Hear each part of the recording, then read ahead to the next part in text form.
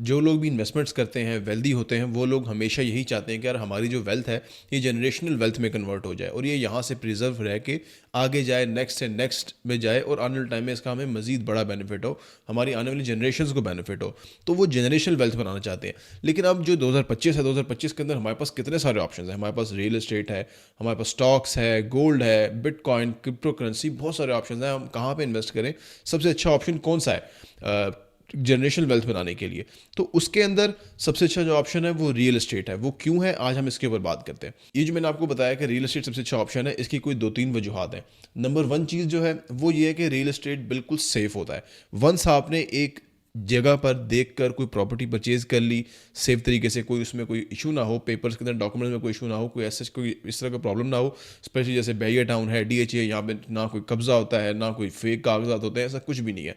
तो ये 100% सेफ है। तो अगर आपने इस तरह की जगह पे कोई प्रॉपर्टी परचेज कर ली है तो उसका मतलब है कि नंबर 1 चीज़ तो आपकी कंफर्म हो गई कि आपकी प्रॉपर्टी जो है वो 100% सेफ है। कोई बड़े से बड़ा भी कोई बंदा आ जाए तो वो आपकी प्रॉपर्टी पे कब्जा नहीं कर सकता बैरियर टाउन में, डीएचए में। यही सबसे बड़ी वजह है कि हम यहाँ पे काम करें। हम जैसे barrier town, DHA, Islamabad, Rawalpindi में काम करते हैं, इसकी जो मेन वजह है वो यही है कि यहाँ पर कब्जा नहीं होता।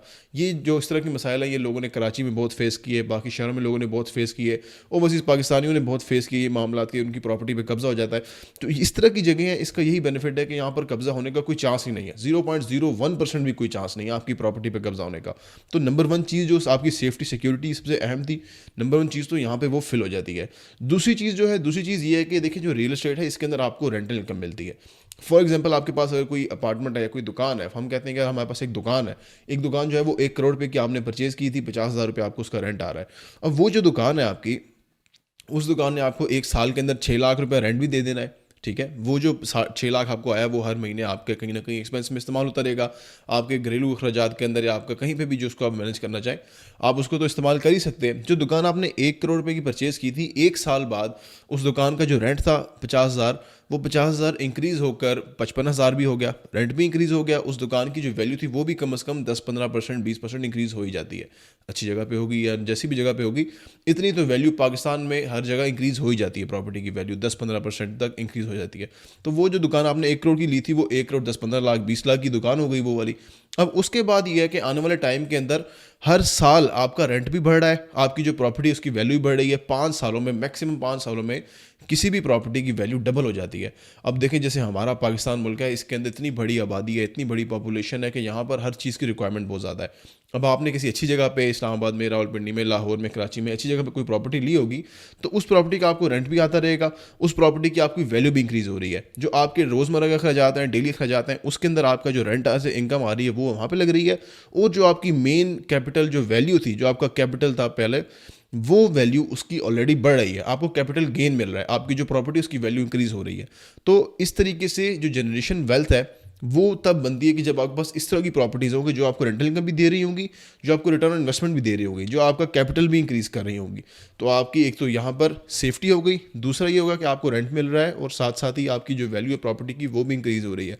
जो तीसरी चीज़ है कि जो जनरेशनल वेल्थ के अंदर आप उसको रखना चाहते हैं, वो चीज़ ये है कि इस चीज़ को, रियल एस्टेट जो होता है, इसके अंदर आप बहुत अच्छे तरीके से इसको आप प्रिजर्व कर सकते हैं और इसको आप पास ऑन कर सकते हैं। देखिए जो गोल्ड वगैरह हैं, जो क्रिप्टो करेंसीज हैं, ये चीज़ें बहुत रिस्की हो जाती हैं कभी कभी, इनकी सिक्योरिटी और इनके इस तरह के मामलात।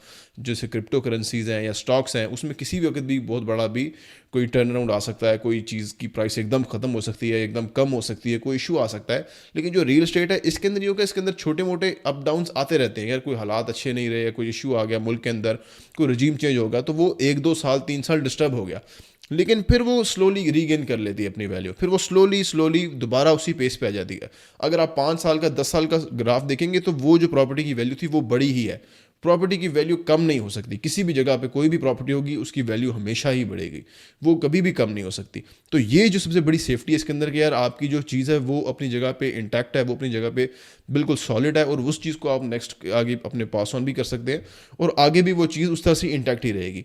तो आपकी इसके अंदर तीनों ज़रूरियात जो होती हैं जनरेशनल वेल्थ बनाने के लिए वो पूरी होती हैं।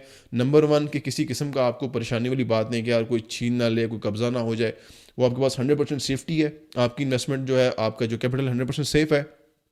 दूसरा आपको रेंट भी मिल रहा है और साथ ही आपका जो है कैपिटल गेन भी आ रहा है, आपको रिटर्न ऑन इन्वेस्टमेंट भी मिल रहा है, आपकी प्रॉपर्टी की वैल्यू भी बढ़ रही है। और जो तीसरा पॉइंट वो ये कि जो आपकी प्रॉपर्टी है वो बिल्कुल इंटैक्ट रहती है, किसी किस्म का उसके अंदर कोई भी इशू नहीं आता, कोई ख़तरा नहीं है, किसी किस्म का वो उसमें एकदम लॉस नहीं आ सकता, उसकी जो वैल्यू है वो बढ़ती रहेगी और वो अपनी जगह पर कायम ही रहेगी और बेहतर से बेहतर होती जाएगी।